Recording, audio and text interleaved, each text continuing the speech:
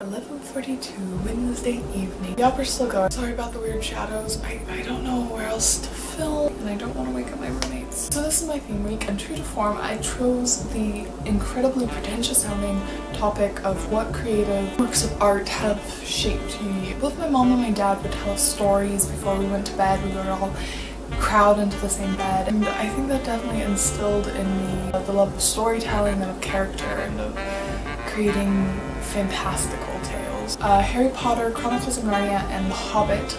My mom read all of those to me. My mom would do all the voices. I remember Reepicheep. She would do this perfect, spot-on voice that they didn't get nearly as good in the movie. Honestly, I think that was my first experience with what acting really is about telling stories and creating characters. Work of Todd Lockwood and all the people who did the pictures for the D&D books. I would steal the books from my brother's room and just look at the pictures, and it was just so much fuel for a young girl's burgeoning imagination. My first production was a YMCA production of Annie. The production itself wasn't that important to me. It was the first play I was ever in, but it led to something more, and so I felt like I needed to include that. A Midsummer Night's Dream. This was the first professional production I ever saw, and I saw it at Old Globe with my friend Kristina. Midsummer Night's Dream is like the perfect play to start me on a path towards loving Shakespeare, because, you know, it's fairies and it's magic, and it was all those things I really loved as a child. And then I was in a production of Romeo and Juliet junior year of high school, and it was a professional production, and I was an intern, but I was actually in the show. I was just a very small character in the show.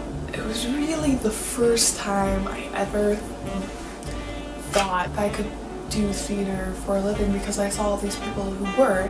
The TV shows Monty Python's Flying Circus and Blackadder, and the book Hitchhiker's Guide to the Galaxy. Those had a big impact on my sense of humor. My sense of humor is definitely a mix between American and British style, but just that I got exposed to that definitely shaped my funny. If I can be said to have a sense of humor, it's just debatable. Breakfast of Champions by Kurt Vonnegut was the first Vonnegut book I read, and I thought it was amazing, and I fell deeply, madly, passionately in love with Mr. Vonnegut. The Elegance of the Hedgehog, it's a book, and it's an amazing book. It was really important for me that I read that book, and that I read that book when I did. It marries creativity and imagination with philosophy and more analytical thinking so beautifully, which is kind of two sides of myself that sometimes feel like they're at war, and that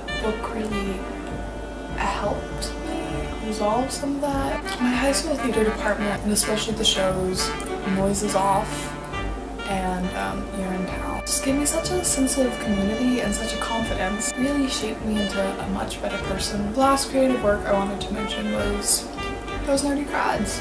I just feel like I've grown a lot closer to some of these people. It's been such a great experience vlogging with you guys and express my thoughts. Even if no one is listening, I think it's healthy for me to vlog. Anyways, yes, good, bye.